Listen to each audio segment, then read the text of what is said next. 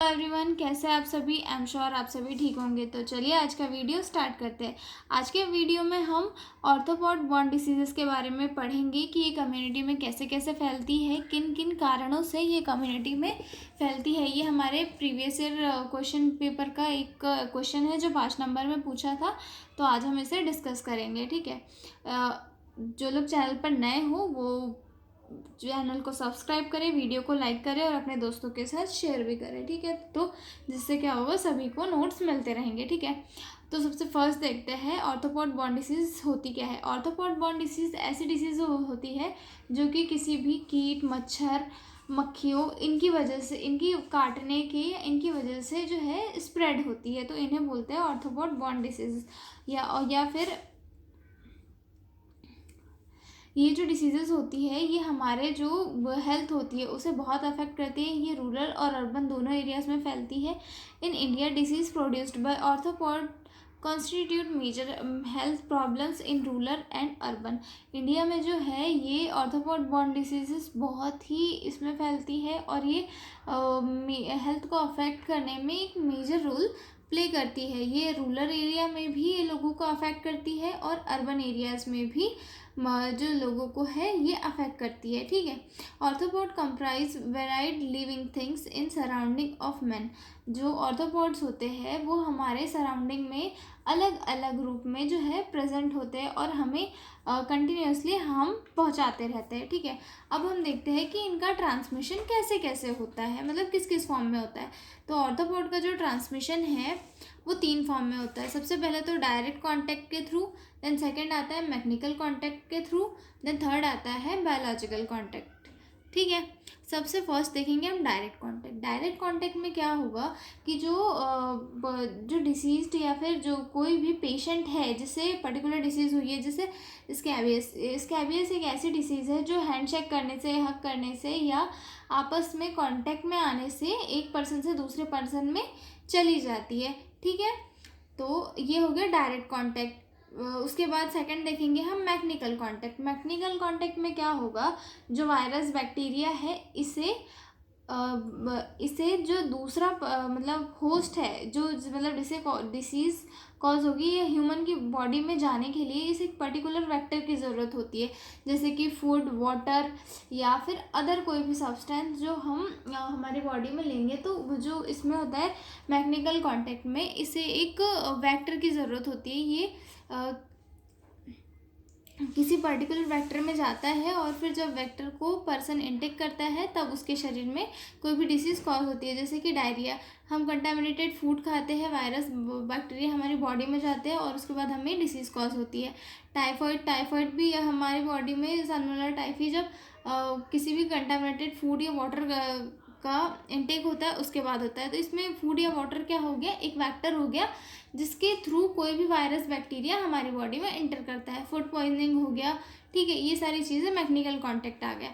Then third देखेंगे हम biological transmission. Biological transmission में क्या होगा, जो पर्टिकुलर वायरस या बैक्टीरिया होता है उसे कोई भी एक दूसरा होस्ट चाहिए होता है जिसकी बॉडी में वो स्प्रेड करे, उसके बाद जाके वो थर्ड पर्सन को जाके इन्फेक्ट करता है। जैसे कि हम देखते हैं मलेरिया में जो फीमेल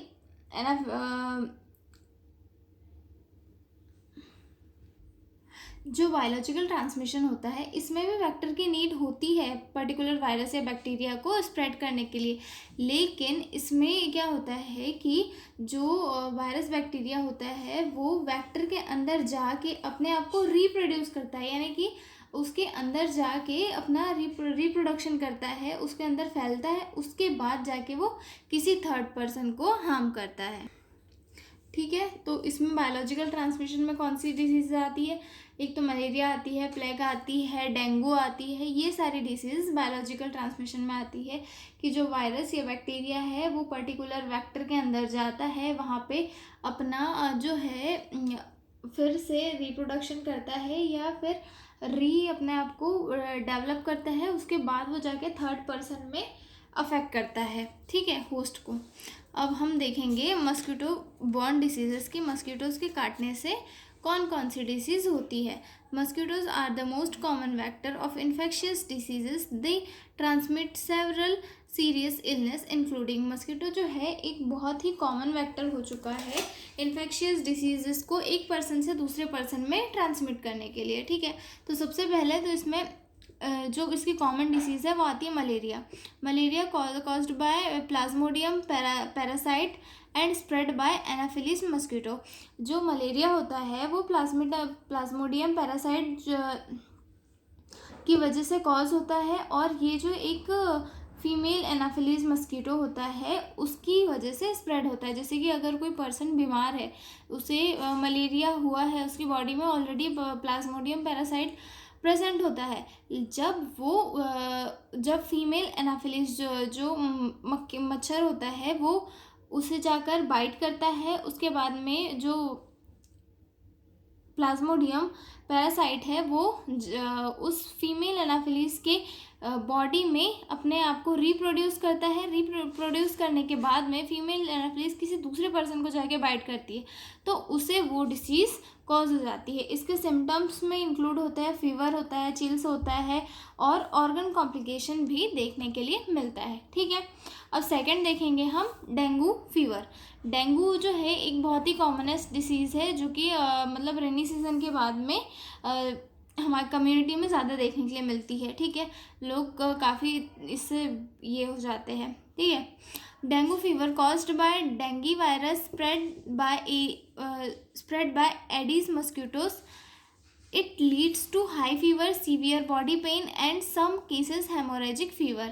जो डेंगू होता है वो डेंगी वायरस से होता है, ठीक है। और लेकिन ये स्प्रेड कैसे होता है? एडिस मस्कीटो की बाइट करने से ये एक पर्सन से दूसरे पर्सन में जाके स्प्रेड होता है, और इसके सिम्टम्स है जैसे कि high fever, severe body pain, और सम केसेस में क्या होता है, सीवियर हो जाता है तो हीमोरेजिक फीवर भी देखने के लिए मिलता है, ठीक है। उसके बाद आता है Zika virus, also spread by Aedes mosquitoes. It can be fever, rash and in pregnant women serious birth defects. एक जीका वायरस भी होता है जो कि एडिस मस्कीटोज की वजह से ही फैलता है, जिसके सिम्टम्स है फीवर है, रैशेस है, और अगर ये प्रेग्नेंट वुमन को होता है तो ये जो बेबी होता है प्रेग्नेंट फीमेल का, तो उसकी बॉडी में बर्थ डिफेक्ट कॉज कर सकता है, ठीक है। तो जो प्रेग्नेंट वुमन होती है उनके लिए ये काफ़ी डेंजर होता है, ठीक है। अब फोर्थ है chikungunya, a viral disease caused fever and severe joint pain often transmit by Aedes mosquitoes. Chikungunya भी जो है एडिस मस्कीटोज की वजह से ही कम्युनिटी में फैलता है, और इसका जो एक सबसे मेन सिम्टम्स है वो जॉइंट पेन होता है। एक टाइम आया था जब इंडिया में बहुत ही एपेंडेमिक रूप से चिकनगुनिया फैला हुआ था, ठीक है। तो ये भी एक ऑर्थोपॉड बॉर्न डिसीज़ में आता है, ठीक है। अब लास्ट देखेंगे हम yellow fever, a viral infection leading to jaundice, fever and organ damage, preventable by vaccination. Yellow fever जो होता है एक इन्फेक्शन होता है जिसके कारण क्या होता है, जॉइंटिस कॉज हो जाता है, और उसके सिम्टम्स में जैसे कि इसके सिम्टम्स में फीवर है, ऑर्गन डैमेज है, या फिर बॉडी एक, ये सारी चीज़ें जो है इस केस में देखने के लिए मिलती है। इसका जो प्रिवेंशन है वो वैक्सीनेशन के थ्रू किया जा सकता है। इसके बाद हम देखेंगे tick borne diseases. Tick feeds on the blood of animals and humans transmitting infection such as. जो टिक्स होते हैं वो हमारी बॉडी में बाइट करते हैं, जिसकी वजह से इन्फेक्शन जो है हमारी बॉडी में कॉज होता है, जिसमें आता है first lymph disease. Lymph disease में क्या होता है, caused by Borrelia burgdorferi bacteria leading to rash, fever and joint pain. जो लिम्फ डिसीजेस होती है वो टिक के फीड में आने से होती है, और ये इसका जो कॉज होता है वो होता है बरेलिया बर्गडोफेराई बैक्टीरिया, जो कि बॉडी में रश और फीवर और जॉइंट पेन कॉज करता है, ठीक है। उसके बाद जो सेकंड है टिक बॉर्न डिसीजेस, जो टिक्स जो होते हैं उनकी वजह से कॉज होती है। टिक बोन इंसेफेलाइटिस, ये जो हमारी बॉडी में इंसेफेलाइटिस भी कॉज करते हैं। A viral disease that affect the nervous system causing brain inflammation. ये हमारे ब्रेन में जो है इन्फ्लामेशन कॉज कर देते हैं टिक बॉर्न डिसीजेस, ठीक है। उसके बाद आती है फ्लाइज बोर्न डिसीजेस।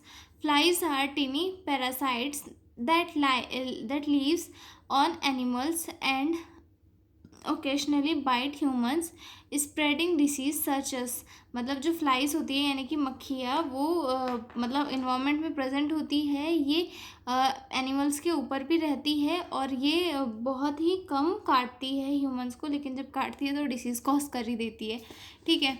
इसमें जो फर्स्ट डिसीज़ है इससे कॉज की हुई typhus, a bacterial infection causing high fever rash and body ache. जो टाइफस होता है वो हमारी बॉडी में फीवर रश और बॉडी एचेस कॉज करता है। नेक्स्ट है lice borne diseases. Lice infest the scalp and body spreading infection such as the epidemic typhus. मतलब जो लाइस होती है वो हमें इन्फेक्ट करती है और उसकी वजह से एक एपिडेमिक डिसीज़ कॉज होती है, जिससे कि एंडेमिक टाइफस कहते हैं, caused by Rickettsia prowazekii, leading to fever, headache and rashes, ठीक है। हमें सिर्फ इनके नाम याद करने होंगे, ठीक है। सबसे पहले आते हैं हम इसमें इसके प्रिवेंशन के बारे में कि ऑर्थोपॉड का जो प्रिवेंशन होता है इन्फेक्शंस का वो कैसे कैसे होता है। सबसे फर्स्ट तो है इसमें personal protection, use insect repellents containing DEET और पिकारेडिन। हमें जो है इंसेक्ट से दूर रहना चाहिए, उनसे बचने के लिए रिपेलेंट्स का यूज़ करना चाहिए और जो डीट होता है उसका भी यूज़ करना चाहिए। Wear long sleeve shirt and pants specially in mosquito और टिक इन्फेस्ट एरियाज, मतलब ऐसे एरियाज जहाँ पे मस्कीटो या टिक प्रेजेंट हो सकते हैं, ऐसे एरियाज़ में हमें हमेशा फुल क्लॉथ्स पहनकर जाना चाहिए। उसके बाद sleep under insecticide treated beds nets इन high risk area. High risk areas में क्या होता है, नेट लगाकर सोने से भी जो है डिसीज़ से खुद को बचाया जा सकता है और खुद की हेल्थ को प्रमोट किया जा सकता है, ठीक है। अब इसमें इन्वामेंटल कंट्रोल देखेंगे हम। सेकंड, इन्वामेंटल कंट्रोल में क्या आएगा, keep surroundings clean free from rodent infections. हमारा जो आसपास का इन्वामेंट है हमें उसे क्लीन रखना चाहिए, जिससे क्या होगा, जो मस्कीटोज है उनकी नंबरिंग में ज़्यादा ग्रोथ नहीं होगी, जिससे हम जो है खुद को प्रिवेंट कर सकते हैं। Use insecticides and pest control measures to in home and public areas. जो हमें इंसेक्टिसाइड है वो उन केमिकल का यूज़ करके इंसेक्टिसाइड को इंसेक्ट्स को किल करना चाहिए, जिससे कि क्या होगा, हमारी है वो इन्वायरमेंट में ज़्यादा नहीं बढ़ेंगे और डिसीज़ जो है ज़्यादा स्प्रेड नहीं होगी, ठीक है। Eliminate standing water to reduce mosquito breeding. जो भी इकट्ठा हुआ पानी रहता है उसे हमें डिस्कार्ड कर देना चाहिए, मतलब हटा देना चाहिए, ताकि वो ज़्यादा देर तक इकट्ठा ना रहे, जिससे क्या होगा कि वहाँ पे मस्कीटोज ब्रीडिंग नहीं होगी और मस्कीटोज के नंबर्स में ग्रोथ नहीं होगी। देन थर्ड आता है vaccination. Get vaccinated for diseases like yellow fever and tick born encephalitis in endemic areas. मतलब ऐसे एंडेमिक एरियाज जहाँ पे टिक बॉर्न डिसीजेज ज़्यादा होती है या फिर जो येलो फीवर है उसके केसेस ज़्यादा मिलते हैं, वहाँ पे वैक्सीनेशन कंप्लीट करना चाहिए, जिससे क्या होगा कि हम पहले ही डिसीज़ से खुद को प्रिवेंट कर लेंगे। फोर्थ आता है इसमें proper hygiene and health practices. Proper hygiene और हेल्थ प्रैक्टिसेस हमारे लिए एक बहुत ही बड़ा बेनिफिट होता है अपनी हेल्थ को इम्प्रूव करने के लिए, जिसमें आता है maintain good personal hygiene to prevent lice infections. Then आता है wash and disinfect clothes bedding and personal items regularly. जो